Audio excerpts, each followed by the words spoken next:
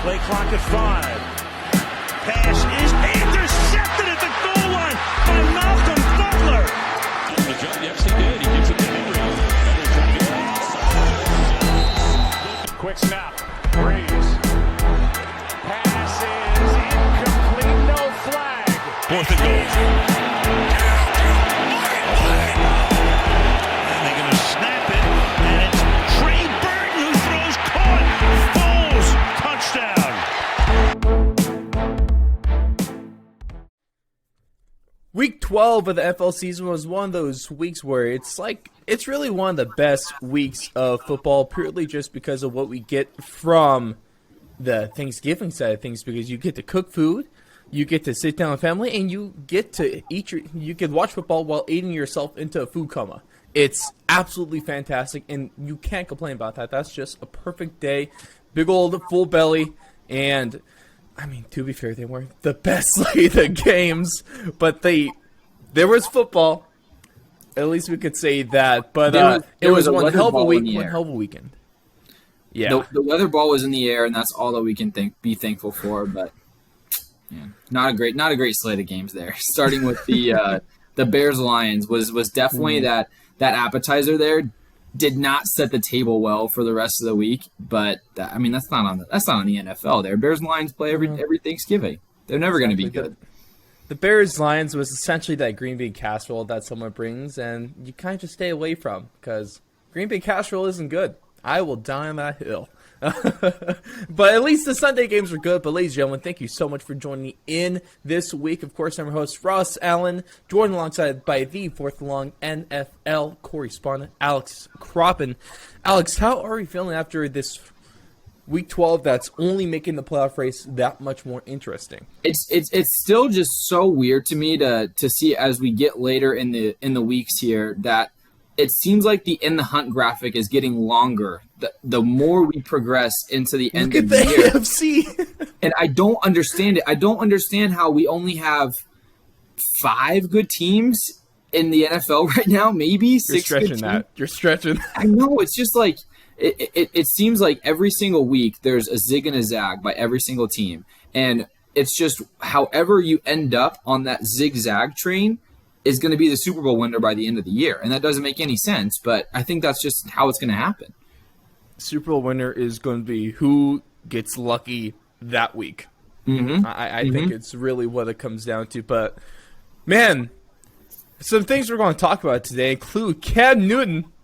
Well, he's back. And now he's in true Cam Newton form as of late. He is all the way back there. Odell Beckham Jr. Ooh, did he miss out, especially after what happened this week? The Patriots might be Super Bowl favorites. Pete Carrol and Russell Wilson both might be leaving Seattle. And is it time to trust some quarterbacks and make some moves, whether you're the AFC North or the South? And, of course, what the blank in the Eagles fans, you might not be looking forward to the day of the week this week, but you know it's coming. You had to know that this is coming. But few things that just want to let you know before we hop into the winners and losers of Week 12. A couple of things going on right now is that a brand new show is coming out this Friday. And it should be coming out most Fridays as well. This is going to be a little bit of card action. I mean, it's pretty much a stock market. You get the boring stuff that the government controls, and now you get the stuff that eBay controls with NFL, MLB. Now even UFC is really getting into the card game. UFC's kind of blowing up, honestly. You need to get your hands on UFC cards right now. Essentially, it's awesome, especially as an MMA fan to see that. It's so more mainstream. I'm joined by Ray Rodriguez, card expert, been in the business for years now. So join us every Friday for a little bit of card stonks action. And as you guys might have known, I lost a bet to co-host Jalen earlier this year when the San Francisco Giants won their division. So for losing that bet, I have to do the one chip challenge. And that is going to be on live stream coming on in 2 Saturdays. It's going to be, what Saturday is that? It's going to be December, and it's going to be the Saturday of the 11th. December 11th is when I'm going live with this one. Attempt the one chip challenge, but also to make it worth something. It's a holiday season. We're going to be doing it for charity. I'll throw in a special challenge there. Donate a certain amount of money, so we'll get everything ironed out there. Donate a certain amount of money for however long I can go without eating or drinking anything during the hellscape. That's going to be after consuming the chip. Yep. It's going to be bad, but you're going to want to watch. Of course, keep an eye on the socials. Of course, find us on Twitter at Fourth Long Radio, Instagram at Fourth Long Radio. I'll be starting a poll. I'm going to take 4 charities from Patreon donors, from supporters of the show. Also, to be fair, there's going to be one from my girlfriend because she loves dogs, so she demands that a animal rescue be on there, which is totally fair. I have to listen to her. A lot of you guys out there know that you do. So we're going to be doing that. So pay attention to those polls. We're going to be choosing a charity, and we're going to make my pain and suffering worth something at least. So that is going to be a lot of fun. Like I said, December 11th. You can find us on live stream on Twitch share. You can see me just hate life. I mean, it's you're gonna suffer for everyone else to gain. So, I mean, if you don't want anything, you're not gonna find anything more out of a podcast host that's putting himself voluntarily inflicting pain on himself like this, and he's even adding a little extra on it. Not even part of the bet, but let's just see how long we can keep that furnace going in the entire upper area here. Probably going to go down all the way down to the back door there at some point. And it's not going to be a fun time for you, Ross, but everyone else is going to benefit. Absolutely. You have to know that the day before, I am going to be buying vanilla ice cream, some whole milk, and some white wipes. Ladies and gentlemen, let's fully hop on into things. We're going to start things off with the 2 biggest winners of this weekend. The first one, it has to be, especially for your fantasy owners, Leonard Fournette and his 4 TDs that really ultimately propelled the Bucs over the Colts in this very close and very well played game, and my favorite one from the week. And I know I've been saying it for a while. I still want to hold on to it, but at least my regular season take about the Bucs. They're still overrated, in my opinion. Wouldn't call them frauds necessarily, but it's almost looking like, Tom Brady. They're not going to win Super Bowl because of Tom Brady, but they're going to win Super Bowl with Tom Brady. And it might be time to just see that coming. It's one of those things, though, where we can't really call any teams that are above 500 frauds right now because we just don't have that many front runners. So if we're out here calling like the Bucs and the Cardinals and the Packers and the Titans, fraudulent teams up at top, we don't really have much left. So Who is real then?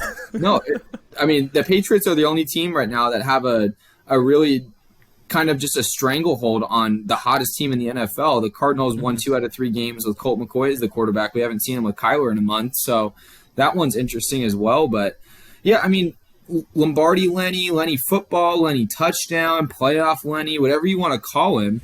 Maybe over the line Lenny, because there was no reason whatsoever he needed to get that last touchdown, but he had to just put the nail in the coffin right there, get that last 4th touchdown. He had his fantasy owners in heart during that play. Oh yeah, how many times have you seen that play where all you need is the first down to get the game down to a reasonable yard level to kick the game-winning field goal? But no, Lenny's just like, let me just take this thing to the house. Don't worry about it. Let me just hop on my team, or hop on my back team. We're gonna get this to the 4 net.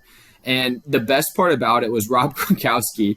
He was in an Instagram live after, and he was so blown away that the letter or the number 4 was in Leonard Fournette's name, and he just would not stop talking about it like it was the greatest discovery ever, and it brought a lot of joy to me. I can't tell if he's being serious or not. I think he is. He's being serious. I'm gonna break the news now. He was 1,000,000% being serious. Yeah, and a breakout performance like this against a good defense that the Colts have could not come in a better time, especially with Tom Brady's, and especially if you want to compare it just to what he's normally doing. This was a poor performance from the guy. Less than about 220 yards passing, a touchdown, an interception. And Tom Brady didn't look impressive. He might just he might need AB back. It seems like that's his safety blanket. Not the chef has any word to say about that one. No, yeah, that's an interesting situation right now. Funny. Very, very That interesting. was so funny. But what did you say to him? Do you think he like insulted his cooking? I honestly think that he probably just either didn't pay him or didn't pay him enough, and his chef was just like, all right, like, this is what's going to happen now. And honestly, like, when was the last time we've seen someone do that? Like, there's got to be so many situations where there's, like, a maid or a barber or any sort of, like, help around a professional athlete, and they've almost, like, hardly ever spilled the beans on it. So, honestly, good for that chef. Go get your money if you're getting paid for this. It's really just damn funny, that whole situation. But the second winner of the week is going to be a guy that, I mean, he actually might be able to win Defensive Rookie of the Year now. Homer. Not only just hear me out, Alex. Hear me out on this one, okay? Because yes, a little bit of homer in this one, but Patrick Surtain, a lot of hate for where he was drafted. Before Justin Fields, before Mac Jones, and ultimately, if you look back on it, I was feeling a little iffy as a Broncos fan, but looking back on it, I really wouldn't have it any other way, because this guy's been absolutely amazing this season. He picked off Justin Herbert twice, one for a 70-yard pick six, a couple pass breakups, and he was just all-around shutdown. He's been really good this whole season, and the reason why Patrick Surtain might actually be the favorite for Defensive Rookie of the Year is because Micah Parsons should just be Defensive Player of the Year. Take out the rookie, just Defensive Player. Yeah, I mean, here's the unfortunate thing is Pat Surtain's actually really, really freaking good. So you have a lot of you have some basis here to be a homer there. But yeah, I mean, Micah Parsons is what he's doing with Dallas is incredible, because they're almost making like a heliocentric defense surrounding him. He's the middle linebacker, and sometimes he's the blitzer off the edge, and sometimes he's a drop back and go run in the middle of the field. Now he's the spy, or he's going to play a hook curl in a cover 2 zone. I mean, it's just, he does everything on the field. And he does everything at such a high level, and it seems like he's playing at a different speed than that offensive lineman there, because he's making plays that you don't see rookies make, and it's... You'll see veterans make the kind of plays that he's doing. He's ridiculous. He could be the Defensive Player of the Year. He's got a case, and it's almost like, if that happens, I think Pat Surtain's having such a good year. There needs to be some sort of recognition for him. So I don't think he's going to get it. Maybe he'll potentially be on like a Pro Bowl team or something like that. But yeah, I mean, Pat Surtain is playing really well. I don't think the Broncos have any. I mean, maybe they would rather have Justin Fields or Mac Jones, but for the circumstances they were in, they got their shutdown corner. It's a premium position. It looks better than J.C. Horn right now just because of the injury stuff. But, yeah, I mean, the Broncos got, their next Chris Harris, their next help me with his name. Champ Bailey, that guy. So they found their shutdown corner for the next couple of years.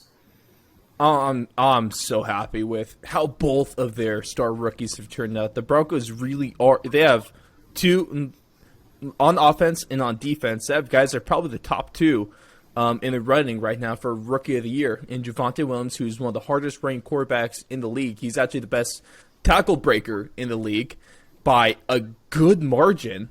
And then Patrick Surtain is making veteran quarterbacks and good quarterbacks in Justin Herbert not be able to throw the ball to that side of the field. He's good at shutting off that side. It's crazy. And he's not doing it like – and it's interesting, too, because you look at a guy like Trayvon Diggs and a guy like Pat Surtain, just as two examples here. Pat Surtain doesn't get tested that much.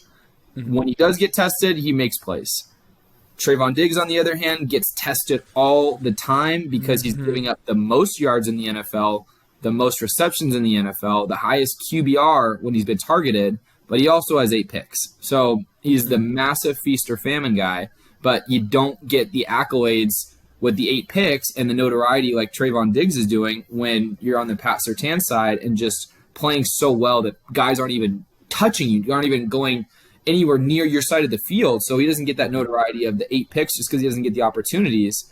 But I think as he starts to do this and as number one receivers go in there and Pat Surtain starts shutting them down, it's going to equate to almost, when we had that Darrelle Revis level where it's Revis Island, he didn't make a ton of interceptions, but so crazy. He was so good at shutting down that receiver, shutting down that side of the field. That's where his notoriety came from. So if Pat Surtain keeps this up, he won't need to make the highlight plays like he did today to get the credit he deserves. But, you go 2 interceptions, 1 to the house, and 2 PBUs as well added onto that. Mm-hmm. You're making an impact there, especially against Herbo. Exactly. And speaking of impact players, let's talk about what Odell Beckham Jr. was supposed to be for the Los Angeles Rams. Let's other side of the coin. Let's go to the losers of this weekend. I know he had a touchdown. I know he actually personally, individually had a decent game.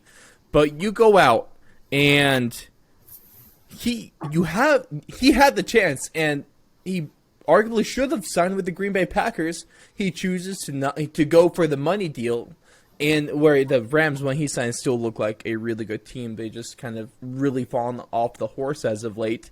But now he plays against a team that he could have played for, that he arguably should have played for, and then they get beat, and it wasn't close in this one. So you almost have to imagine, what if you're Odell Beckham Jr. and he didn't look too happy on that sideline?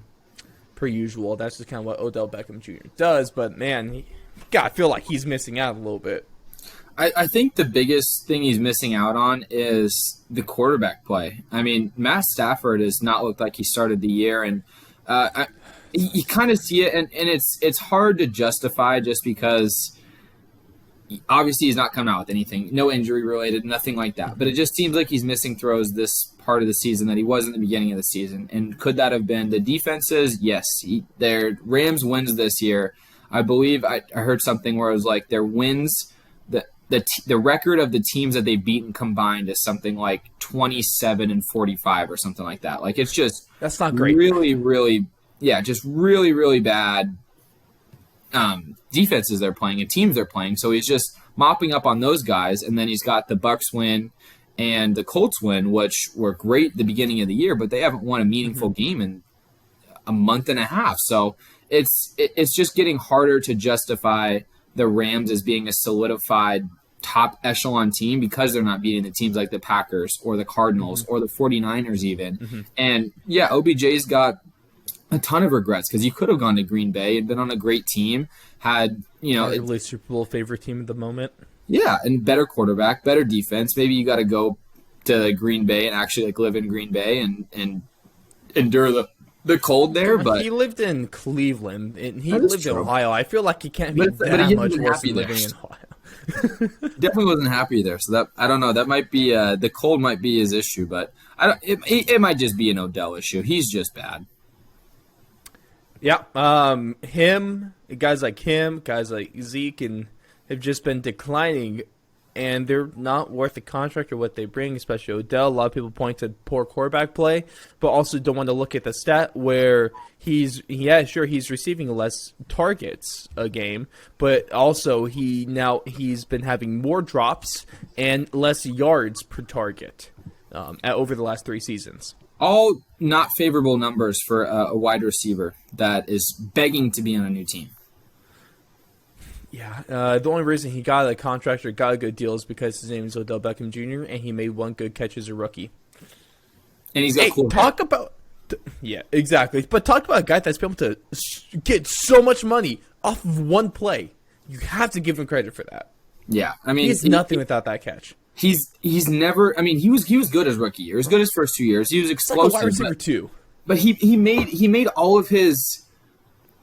It's almost like he made this persona around him as this big alpha dog receiver when he's really just a big play guy. It seems like he makes some good contested catches, but he's not engaged enough to be the number 1 receiver. He's not good enough. So he's really just not.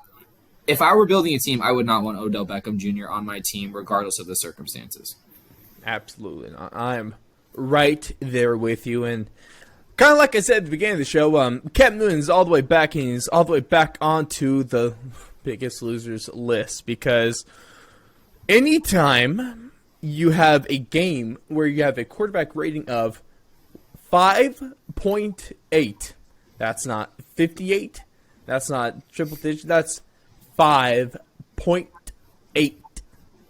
That is, yeah. I think that's the best way to put that. This is not good. It's atrocious. It's abysmal. It's just plain bad.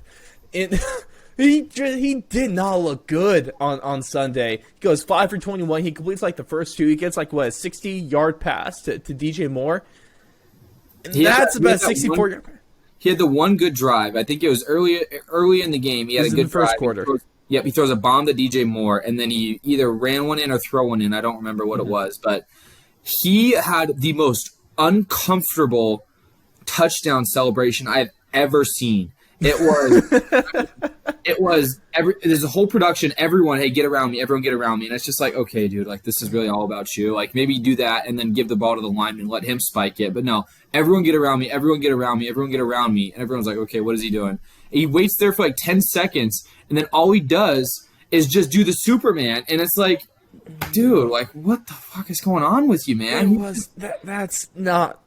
It was bad. You watch like Christian McCaffrey walk off, and he's just like, "Oh my god, get me out of here, please!" Like this is so uncomfortable, and it's just. Well, are you saying that Christian McCaffrey purposely got hurt again? He could have been, but there might not be a bigger front runner than Cam Newton in the entire NFL, because when he's doing well and when he's ahead, he's this big boisterous character. I'm gonna give you the little Superman cape here, and point at the first downs and really get in your face and chew on my gum and everything like that, and open his mouth wider than any human I've ever been able to see. Like it's crazy. I don't know, like when he did the whole on back thing, it's like he could feel like a triple decker burger just like in one bite. It's impressive. It's incredible. It's maybe that's his next occupation, because it's definitely not going to be a professional quarterback. Joey Chestnut, watch out, boy! Someone's coming for you. Yeah, but yeah, Cam Newton's washed. I don't know why we're talking about him. He sucks. It's almost like we absolutely saw this coming, and this he was got killed by your team too. Yeah. What was? Oh yeah. Hey, Super Bowl 50. What a good day. I hate that. That's all I have to hang my hat on at this point. But at least it's in the 50s. Right, it's on this side of that gap. It was this century. It was within the last 10 years. Yeah, better than what you could say for those Cowboys fans living in the 90s, or let alone those Raider fans living in the 80s. And the Niners, they're fairly close too. So that's good.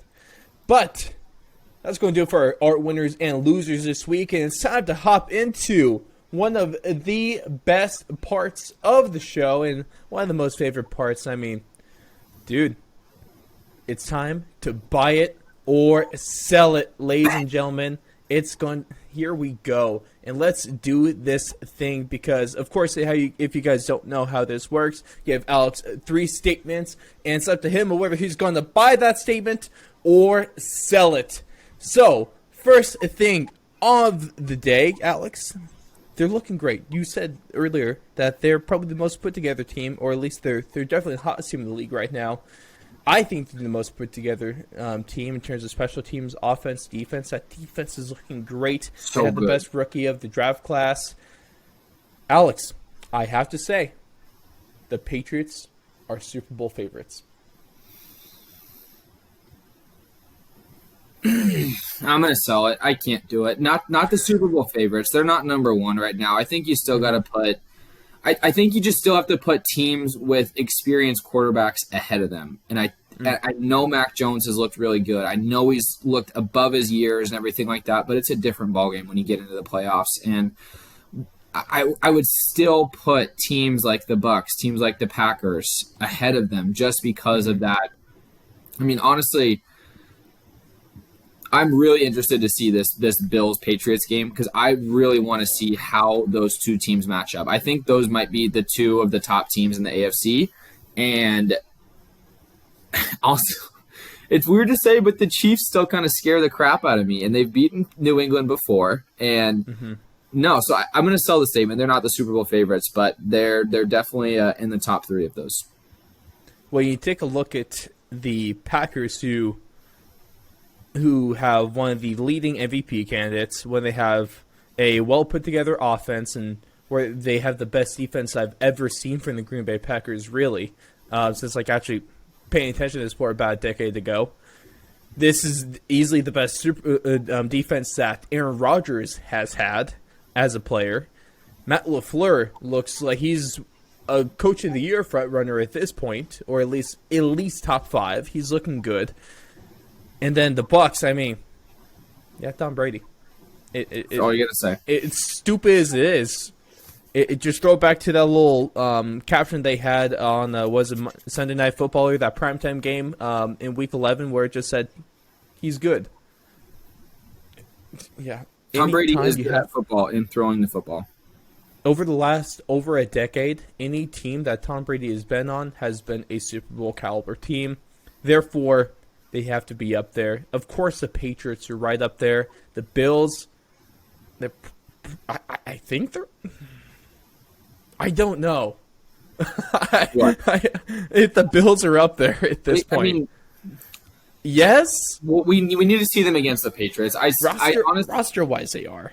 Yeah. The Rams, I don't even know about it anymore. The Cardinals, I need to see something get proven by that young quarterback and coach. I have a lot of confidence in them, though.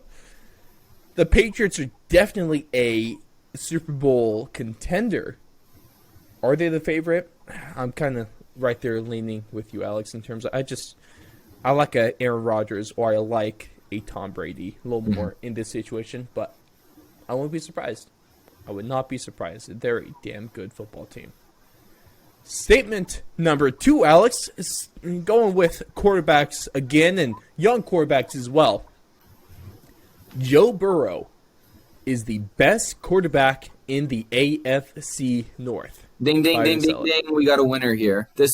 I could not buy this quicker. I know Lamar's got an MVP. I know Big Ben's got Super Bowls. And I know Baker Mayfield's got a ton of commercials. But Joe Burrow is a complete quarterback. He's got full authority of the offense. He sets the protections incredibly well, can change the defenses. He's very, very smart, moves incredibly well in the pocket, has mobility to be able to extend plays and run if you need him to. His accuracy is impeccable. He's got a good deep ball. He's got a good short ball. He's tough as hell, and he wins football games. And the biggest thing that is his knock right now is he's losing to the Jets, and he's losing winnable games. But then they go out and they've won 4 of their games this year by 19-plus points. So when they're on, they're on. And he just needs to get a little more consistent. That's all it is. And we say this every single week, but what separates the top tier from the very, very good tier is consistency. If you are consistent with what you do and you do that at a high level, you will be at the top tier in that top echelon. He's not there yet, but I do think he is the best quarterback in the AFC North. It sounds, and that little stat you allude to, going back to Week 6 when they played Detroit, they won 34-11. Next week in Week 7, they beat Baltimore 41-17. Then in Week 11, they beat the Raiders 32-13. And then, of course, this weekend they dominate Pittsburgh. But then they get their socks blown off by the Browns, who've been getting their socks blown off, and lose to the Jets. It makes no sense. Yeah, the NFL is just really weird this year. I think the NFL genuinely is just drunk on something, because no one can explain this, but man, Joe Burrow is a complete passer, and what I love from him is that he's really he's the same quarterback that we saw at LSU as he is now with the Bengals. He's that really confident but not cocky guy, a locker room leader, a guy that can command the huddle and can just throw the hell out of a football. I really don't know what better way to put that. This guy is a baller. He's a playmaker, and when needed, he can make some stuff happen with his legs. And it also helps that he had his number 1 receiver from LSU and Chase Young, not Chase Young, Jamar Chase. I know your feelings on Chase Young. It's not great. But Jamar Chase, that duo has been ridiculously good this year. Joe Mixon has been a quarterback's best friend this year. The offensive line is actually impressing the hell out of me. Riley Reif is looking like a really good signing. And Zach Taylor, I really like him as coach of the year right now. I really like him. It's probably him and Cliff, honestly. I mean, when I think any coach that gets Colt McCoy a winning record in any single year got to be in the top 3 automatically. And no disrespect to Colt McCoy, he's probably one of the best backups we have. But like, when was the last time you heard about Colt McCoy? Maybe 10 years ago. So the fact that he's still around and kicking and got 2 out of 3 wins, I could say the R word because he was with the Redskins. Mm-hmm. And also both of Colt McCoy's wins on the road. One of them divisional. No, both of them divisional wins on the road. And then got blown out by the Panthers. It doesn't make sense. Makes no sense. Makes no sense. Why do we always look back to the NFL not making sense? It doesn't make sense. That's why. Oh, man. It's so great. But last statement of the week, Alex. Especially after a embarrassing loss on Monday Night Football, a poor performance, and they were sitting at the Seahawks are sitting 3-8. First time, just the worst that Russell Wilson and Pete Carroll had, just in terms of records, in terms of performance. It's just been a mess there in Seattle. But with that being said, Alex, both Pete Carroll and Russell Wilson, who of course is on contract season, are leaving the Seahawks after this year. I'm going to buy this statement, and it's mainly because I think Pete Carroll needs to retire. He needs to go away. Maybe go work at like I don't know, like Orbit or something like that, or Juicy Fruit. Just chomp on gum all day long. Just a gum tester. Yeah, just a gum tester, Hell yeah. quality control guy. And so yeah, I think he is. I think he's run his course there. It's one of those guys where he has been a mainstay there for the last 10 years. He's won a Super Bowl, went to another one, got good playoff success. But things are just getting a little sour there. And I think it's similar to, kind of what happened with Bill Cowher, in the fact that, he went out on his own terms, but things just got stale there. And when things get stale, it's really hard to turn that whole ship around. And especially when you don't have your quarterback, Russell Wilson, that's really rowing the boat with you. It's just an impossible situation. And if I were him, I'd be over it too. I'd be like, okay, I've had a good fun time here, but it's about time for me to hang it up. And I think on the Russell front, they already have their next solution at quarterback. Geno Smith's won more games than Russell Wilson in the last almost in this year. So he didn't look bad in those games. No, I mean, either. obviously I'm kidding there, but Russell Wilson he needs to go somewhere else. I don't know what's going on with him right now. He's missing throws atrociously bad. I mean, he's overthrowing. I think he overthrew Gerald Everett 5 times yesterday. What's funny about that in the first quarter, like on one of the early drives, he absolutely overthrows Gerald Everett and looked awful. On the left, right? Left flat. Yeah, but later in that quarter, he hits a perfect pass to the end zone to Everett. Like, doesn't make any sense. It's not like Russell Wilson's a bad quarterback. Obviously, he still has it. He's still a really good quarterback. He just needs to find some consistency again. I think it's partly injury related. I think it's also he's just a little over it. He doesn't seem like he's got that same, Russell Wilson. Right. I'm gonna, motivate everyone and clap in everyone's face. He's had a losing record since he filed to trademark "Let Russ Cook." Yeah, he's also that finger there. I know he hurt it, but at some point you can't use it as an excuse when you're playing on it. Mm-hmm. So yeah, that's my frustration with him right now. And here we go, Alex. Call me a homer again this show, but a team that's looking for a new quarterback and is going to be looking for a new head coach next year. The Denver Broncos. Come on into Denver, both of you guys. I'll take you. I'll take you both. I don't know if they can coincide together. At least Russell Wilson. I'll take him. I'll be a happy camper if the Broncos sign Russell Wilson. Just pay him what he wants. Please. They have a good amount of cap space. Ooh. I think either, honestly, because it's an improvement on what they currently have. Would you think that it would be possible to get an older coach than Vic Fangio? Is he older than him? He might be. Yeah, if you can believe it, someone throws you out, but Pete Carroll is 70 years old. It's crazy how old he is. Yeah.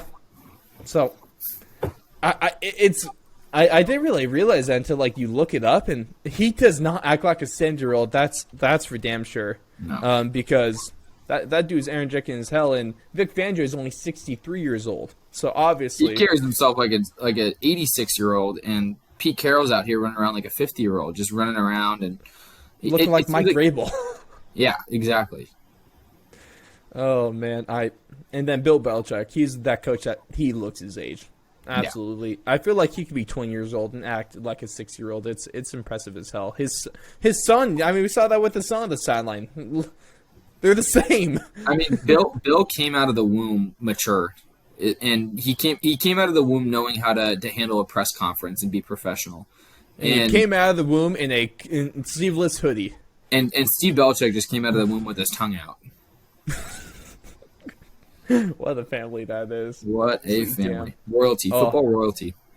You love it. You absolutely love it. But that's going to do it for this week's Buy or Sell. The Patriots, maybe not Super Bowl favorites, at least not yet. Joe Burrow is definitely the best quarterback in the AFC North. And Pete Carroll and Russell Wilson, might be finding a new city to call home starting in 2022. But a couple more things we got here before we get to the nay of the week, ladies and gentlemen. A couple of questions we're going to ask and ponder regarding the quarterback position. And especially one, do we need to take a look at pulling Big Ben? But the first guy we're going to talk about, Alex, is Ryan Tannehill, because I think it's safe to say he has not been great the last couple of games. And in fact, he's been having a little bit of a down season, especially what we've seen, and especially after he lost arguably the greatest talent in the league right now, in Derrick Henry. The last couple weeks, he's had 5 interceptions to just 2 touchdowns. Of course, against the Texans of all teams, he threw for 4 interceptions, just 1 touchdown there. He's looking shaky. His passer rating has been great. The completion percentage has been going down. The yards have been going down. Of course, he only had 93 against the New England Patriots, and the Patriots just walloped the Titans. And that's the first time Mike Vrabel actually lost to his main guy in Bill Belichick. So, I mean, Bill Belichick is able to get back to his dominance over his disciples, essentially. And Ryan Tannehill, not looking great, Alex. Do you trust Ryan Tannehill at this point? I mean, I trust Ryan Tannehill when he's got all his weapons and he's not asked to do everything. And I think it's extremely unfair to rate Ryan Tannehill without Julio, without AJ, and without Derrick Henry. And he's working with guys like Nick Westbrook-Akine and who? Exactly. And it's like Jeremy McNichols is his lead running back, and Deontay Foreman, who is on waivers. Like, their whole skill position arsenal right now, it seems like it's either practice squad guys that just picked up off the scrap heap or anything like that. And so Ryan Tannehill, we know this about him. We know he's not the guy that's going to lift an offense that is not already solid, that doesn't already have a good infrastructure. But when you put him around those weapons like that, like AJ, Julio, and Derek, he is able to make the efficient plays at a very, very high clip. So that play action, he's just incredibly efficient at play action. He was the best play action quarterback last season. 100%. And it's all based on the complementary football. He is one of the best complementary football quarterbacks. I think guys like Jimmy G, guys like Kirk Cousins, fall into that same category. And Ryan they all Tannehill feel like the same quarterback, too. But the thing is with Ryan Tannehill is he's got the running aspect, too. He's actually a decent runner. He's a freaking wide receiver in college. So he's got that extra aspect on it. So as long as he can get rid of all the interceptions and get his guys back, I think he can win big games. But he's just going to look like crap every time he's got no weapons out there. That's a really good way of putting it. And you can't put a lot of weight into... You can definitely put more weight into that performance against the Texans than you can against the Patriots. Like, he didn't really have any of his starting players on against the Patriots, and that was a tough game against a really good defense there. Yeah. Against the Texans, that he might have been down Julio in that one. He might have been down Derrick Henry. So AJ Brown, but also it doesn't matter who you have. You should not be throwing 4 interceptions against the Houston Texans. I'm sorry, that's just the way things are. The Houston Texans are an awful team.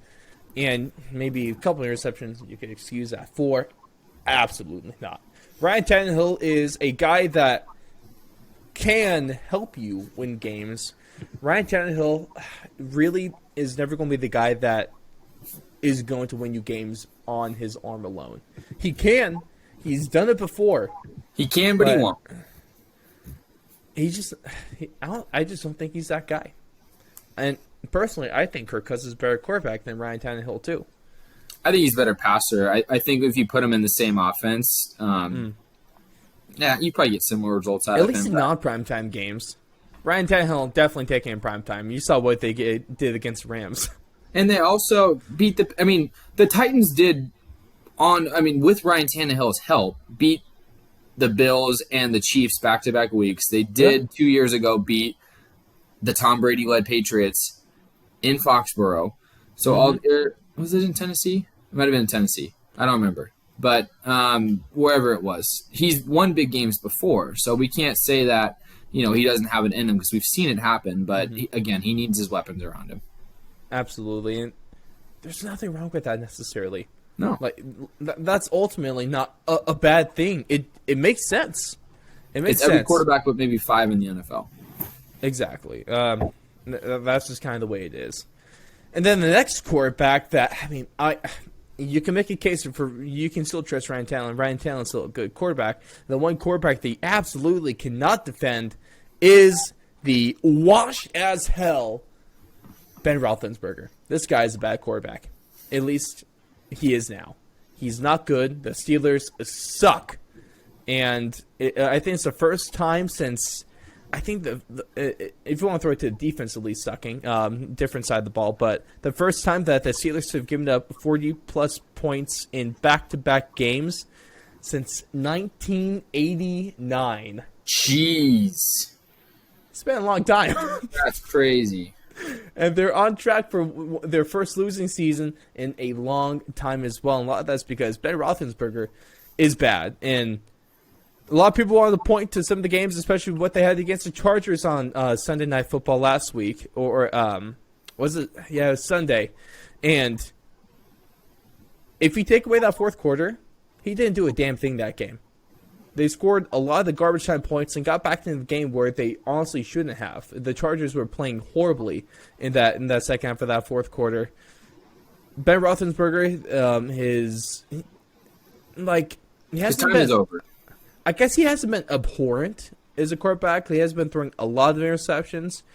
He just hasn't been throwing for yards, throwing for touchdowns. He doesn't have an arm anymore. He's not a quarterback. He's as if you took an offensive lineman and made him throw with his opposite hand and said, okay, you don't have to throw the ball ahead of the line of scrimmage unless you really want to. Because it seems like what Ben's doing is he's check down Charlie, check down Charlie, check down Charlie, and then maybe jump ball to Chase Claypool, maybe jump ball to Deontay Johnson, but every now and then just throw it way over their heads. So it still seems like we have a decent arm here on him. But yeah, that's what the announcers do every time. The game commentators, he'll throw a deep ball, and that's the only time we ever hear them talk about his arm strength. Yeah, it's like okay, and he missed him by 10 yards. You can overthrow someone whenever you want. It's not like they're 75 yards down the field. It's a 40-yard throw, and he's just throwing it over their head. It's not that impressive. So I love how it takes that much just to change the whole narrative around you. They just overthrow a couple balls, and all of a sudden he's got an arm again. But yeah, it's definitely not time to play Mason Rudolph, and I don't know if you saying, is it time to play Dwayne Haskins, that's ever been said before either, but they need to do something. They got to do something. Maybe throw Najee Harris as quarterback. I don't know. Maybe bring back Antoine Randall. See, the thing is, it's obvious. Ben Roethlisberger should not have been quarterbacking this team this season. Last year, that blowout loss against the Browns in the playoffs, it should have been his last game ever. That's just a fact. It's nothing against Ben Roethlisberger. He's just not a starting quarterback in the league anymore, and there's no point in making him a backup. That's stupid. That's not a thing. You bring in Dwayne Haskins from the Washington football team, and you've done absolutely nothing with him. We've seen what Mason Rudolph can do. We haven't really seen what, at least not with this team, what Dwayne Haskins can do. And at this point, you're not going anywhere this year. You're trying not to have a losing record at this point. Ben Roethlisberger is not the answer now, nor the future. Where are you going to lose by putting Dwayne Haskins in? I know I don't have a lot of faith in him, don't have a lot of confidence in their backups, but you got to see what you have at the least. There's no point in bringing him in unless you're going to play him, especially in these circumstances. Like you're going nowhere. But I think we all see the writing on the wall, and to not ruin Mike Tomlin's streak, he's going to go 8-8-1. It's going to be glorious. Oh. That's what's going to happen. We know it. We all know it. Yeah, you're right. I just hate it. I know. We thought maybe like this was the year they go 8-9, but he found a loophole. Jeez, I hate football sometimes, Nope. and I hate you being right about the stupid stuff. It's inevitable, is what that is. And the cool thing is that no one's afraid to play the Steelers anymore because they have a worn-down elbow of a quarterback for multiple reasons, trying to sling the piece of leather down the field. And obviously, that's just not working out very well. Yeah. But let us know what you guys think about that. Hit us up on our socials, Twitter, Instagram, or best of all, you can find everything linked at thefourthandlong.com. Of course, we're videos on Spotify, we're on Apple Podcasts, we're on YouTube, we're now on Rumble. We're freaking everywhere, so it's hard to miss us. Let us know your thoughts on what you've heard so far, especially pertaining to, do you have confidence in Ryan Tannehill? I know, at least as a fantasy owner, I do not. As a NFL head coach, yeah, I still do. The Steelers need to do something. Like, do anything at this point, and I'll give them credit for that.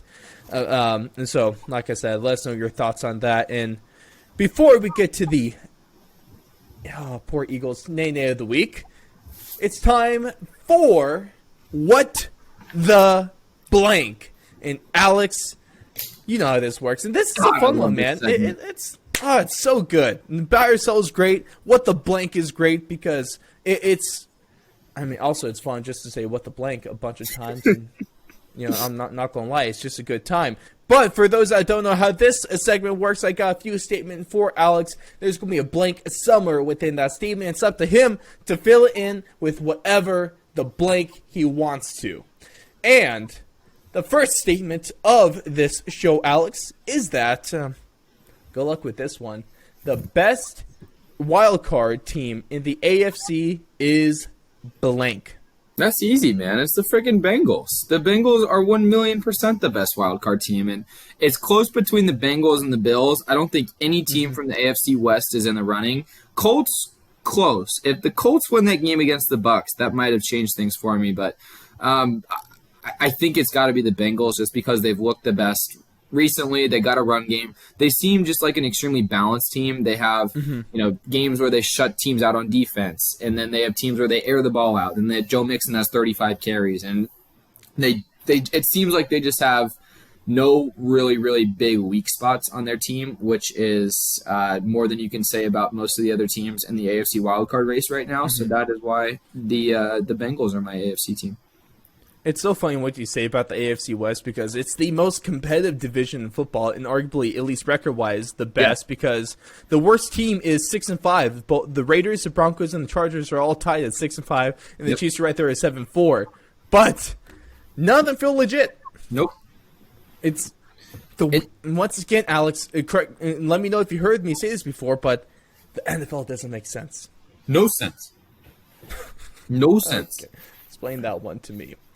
Statement number 2 is I blank the Rams.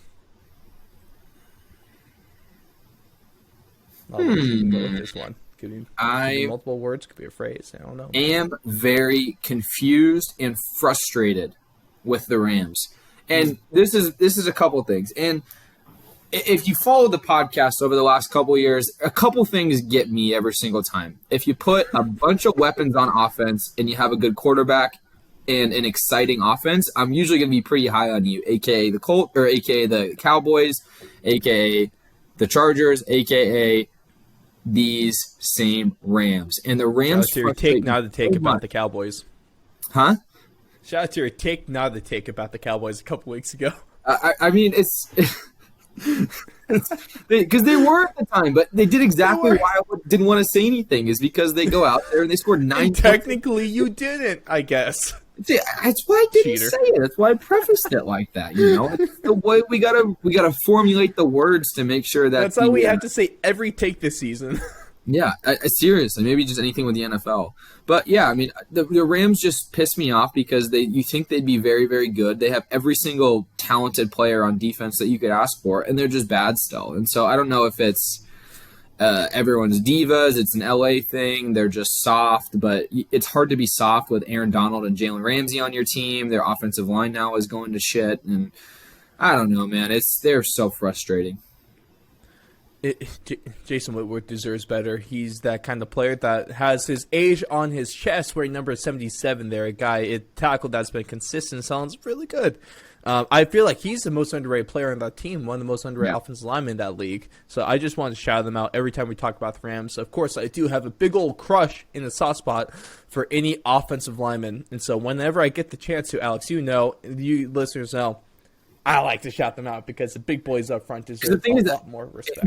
Andrew Whitworth's been there he's only been with the Rams for like the last 3 or 4 years, but it seems like he's been there for so freaking long now. And when he signed initially with the Rams, it was one of those, this is the it's like the Nick Mangold to the Patriots, or whatever he went for his last year. Who has the greatest beard in the league. Incredible, yeah. But it sounded like it was one of those go there for a year and, right off into the sunset. But he's been there for like 3 or 4 years, and he's not slowing down. He's the Tom Brady of offensive linemen at this point in time. 1,000,000% is. Absolutely isn't. I think when it comes down to LA, Alex, I know the problem. Odell? Their horrific uniforms that are still so bad ever since they were initially conceived. But I honestly, I really do white, like the blue and the yellow color. It's almost like the blue and the gold. I don't like the color scheme is good. I don't like the old school colors though, like the bronze. With their throwback, not the throwback whites are really good. Those are the color rush those whites. are slick those are awesome, because especially with not the blue stupid numbers too, and the blue hat, and the blue helmets. But they're not a stupid color like bone white. Who does bone white? Just call it gray. That's what bone white is. It's gray. Okay, and gray doesn't look good in football. It just doesn't. Agreed. There's my uniform rant of the day. The takes that really matter, Alex. We don't no bone gray anymore. Get that out of here. Bone gray is stupid. Okay, get that out of the car wheel. That's the take I want to die on here this season, Alex. Bone gray sucks. Agreed. Oh, what a show! All right, last but not least, what the blank, Alex? Because blank is the current MVP. Oh, dude, I hate this. I hate this so much because it's going to change next week. Current, just got to say current as of week 12. Preface it solely from week 12. Justin Tucker. Justin Tucker is the MVP because Justin Tucker is one of the only players in the NFL that I can specifically point to and say you are the reason there is a W and not a loss. Yes! Justin Tucker. They were losing, and he kicked a 60, or what was it? 64-yard field goal, and they were losing as time expired. He physically got a win. He saved them from losing to the Lions. Yes. Well, the Lions. It's the Lions that are winless still. Oh my gosh, Justin Tucker's the MVP. I cracked the code. Alex, I freaking love this take, man. And talk about what guy in the league can almost guarantee you 3 points just by getting across the 50-yard line. Just by getting across if you get to the 35-yard line, that's 3 points if you have Justin Tucker on your team. Justin Tucker is almost worth like a couple first-round draft picks. Because no one else can guarantee points like that. I know. Maybe a first-rounder. Okay. Would you do a first-rounder for Justin Tucker? If Justin Tucker, if I was a playoff contender, I would probably draft Justin Tucker with like the 29th or 30th pick in the draft. If that's how we're doing it, I would do it. Yeah, Alex, you win week 12 with that take. I freaking love that one. Justin Tucker, ice in the veins, the most clutch player in the league, and I think he's still behind Adam Vinatieri for greatest kicker of all time. No. Absolutely not. No? Adam Adam Vinatieri screwed himself by missing like a million kicks in Indianapolis this last couple of years. He's pulling the Big Ben. Last couple of years. Hey, to be fair, Justin Tucker still has time to pull a Adam Vinatieri. I hope not. I know, but I'm saying until he does that, he's got Vinatieri's got the little demerit on his record. Justin Tucker's clean right now. Justin Tucker's It's crazy how you could put a kicker in MVP talks, and you can only do that with Justin Tucker, the frickin' legend. With maybe Cordero Patterson actually. Hell, hey Alex, I think you'll like this one. One of my overreactions for this week, of course, you can find that on our socials on Twitter, Instagram. Deebo Samuel is MVP. Okay, he actually has a case. I've said it for the last 2 weeks now, Alex. The most versatile player in the league is Deebo Samuel. But we need to stop using him in the damn backfield, especially when we're up by a touchdown plus. Let's stop with that, Kyle Shanahan. Dude, he's running for 30-yard touchdowns out of the backfield. He's incredible. Like, it's just the ball in the hand. It just looks different with him. And yeah, I mean, don't get me started on Deebo because he's got a freaking groin injury now, and he's going to be out for 1 or 2 weeks, and his explosiveness is going to be shot. But screw my fantasy team, Alex. Hey, but over the last couple weeks, in my lineup, I've been able to start Jonathan Taylor, Austin Eckler, and Deebo Samuel. That'll help your team out a little bit. There's a reason I'm 10-2 right now. Yeah, that'll help your team for sure. I freaking love those guys, and I love Deebo Samuel. He was a late round pick for me. I know, it's just incredible value. Incredible. Bless you, Deebo Samuel. You are the most versatile player in the league. Get back healthy. Yeah, please come back healthy for my fantasy team. I beg you. But, ladies and gentlemen, that's going to do it for What the Blank. And as usual, always a blast. And let us know how you would fill in that blank. But we're going to cap things off here, Alex. All right? As I've been kind of teasing throughout the show, Eagles fans, close your ears, please, because this is one of the most heartbreaking things. This is the most heartbreaking nay we've talked about since revisiting that 2019 Raiders draft class. What awful a stuff draft there. class. And speaking of drafts, Alex, let's take a look at this one because the Eagles had a lot of chances to beat the Giants this season. They should have won that game.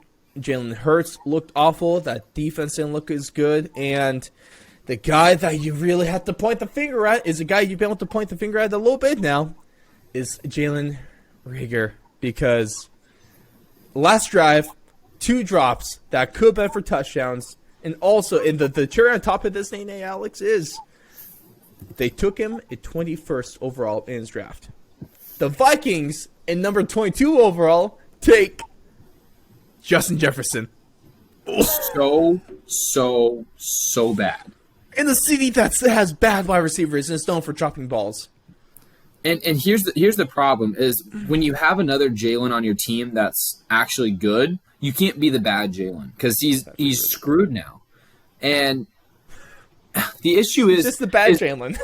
But it was also that draft class too. That draft class for receivers, it was almost like if you drafted a receiver in the first round, you were probably pretty good. You know, you had the Ayuks of the world, the CDs, the Judys, the J Jeffs, all these guys, and except for one. Okay, I know.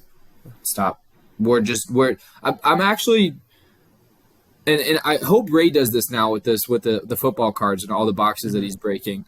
You just remove Henry Ruggs from your memory, and he's just never there. He wasn't there. Whenever if I see a card of him, immediately gone, and he wasn't in that draft class. So It makes the Jalen Reagor take even better because now since he's out of the draft class, there was all those other guys in there, and you still have Jalen Reagor sitting in the middle like, shoot, I can't catch a pass still. It's so bad. It didn't make any sense when it happened, and also the story came out after the draft that they were contemplating trading up to go draft CeeDee Lamb, and they ended up deciding against it. And you know, CD was drafted 5 or 6 spots ahead of the 21 spot there. So when you think of they actually maybe wanted to go up and get another receiver, and the fact that you're stuck with Jalen Reagor here and Devontae Smith looks so good, it's just a tough scene for old Jalen Reagor there. Imagine having Justin Jefferson and Devontae Smith on the That same would be team. nuts. That's nasty. Just skinny receivers, just cutting everywhere, open as heck, never dropping balls. As long as you're not saying them on crossing routes in the middle of the field and you're just saying them along the sideline, I think we're good there. Safeties and the backers. Oh, God forbid that these guys played during the 2000s when you had guys like Ed Reed over the middle of the field. Would have killed him. Would have actually killed him on the same team. In practice, he would have killed him. And hitting drills. Ooh, throw back to Brian Dawkins, a guy that's whose name isn't spoken enough mouths, and also people forget he was on the Broncos for like a season.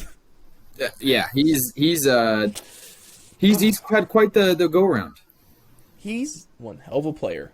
But on that note, ladies and gentlemen, we're going to wrap things up here on our NFL Week 12 breakdown. A lot of stuff that we covered, a lot of takes that we covered here. So, of course, let us know what you thought about all that, whether it be in the comments on YouTube, 5-star review over on Apple Podcasts, or hit us up on our socials at 4th Long Radio on Twitter and at 4th and Long Radio over on Instagram. And we're really coming down to the last stretch of the season. A lot of great games coming up I guess I wouldn't say Thursday.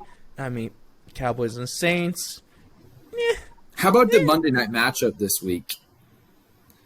Bills, Patriots. We will finally get to see how that AFC East is going to shake up, because they're one game separated right now. Yeah, they got that 2 games left. I'd say the biggest prove-it game that we've seen so far this year, at least on my book, was like Bucks and Rams, like around the week 3 kind of time. That was a huge game. This is a bigger game than that. The Bills have a lot to prove. That Rams Cardinals game was a big one too, and the Cardinals showed up in that one. That one wasn't as entertaining as I hoped it would be too. It was a meh game. But the Bills, are you a bad team, or can you actually win the division this year? A lot of questions on that offense, and hell, even that defense a little bit more recently now.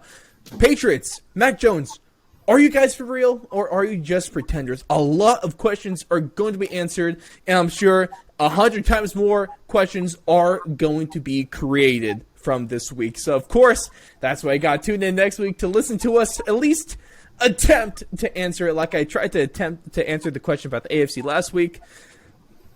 You can't do that. The only answer we're going to get officially this season, Alex, is when the winner of the Super Bowl actually happens. And even then, still might not know. There might be a tie. No. I guarantee this year we are not going to know the best team in the league. That is, and we still, I don't know if we'll ever know again. I don't know if the NFL will ever change. This is madness. No, this is Sparta, Alex, and this is the end of the show. And Alex, before we head out, of course, your thoughts on Week 12 of the NFL season in one word or phrase. Let's have a December to remember and forget everything that we've thought about football and take December on and base all of our thoughts on those 4 weeks. You heard him, ladies and gentlemen. Forget everything. Flush your head. Forward, everyone. Start over. We got a fresh slate to go into. Of course, right before, huge shout out to our Patreon supporters. Of course, for all your car collecting needs, go up, hit Ray Rodriguez and his over at the company he works with at the Big Back Box. Shout out to Ryan Watson and Neil Wiley. Live stream coming up. You're going to see me in a world of pain. You won't want to miss that. That will be December 11th. Time TBD. Of course, we're going to get those charity votes out soon, and we got new merch coming in, i.e. the trucker hats. And I got to tell you, ladies and gentlemen, they look good. Pre-orders are starting up soon, and of course, card songs every Friday. Go check that out. But thank you so much for tuning in, and we'll see all of you lovely people with all your lovely questions after Week 13. Bang, bang.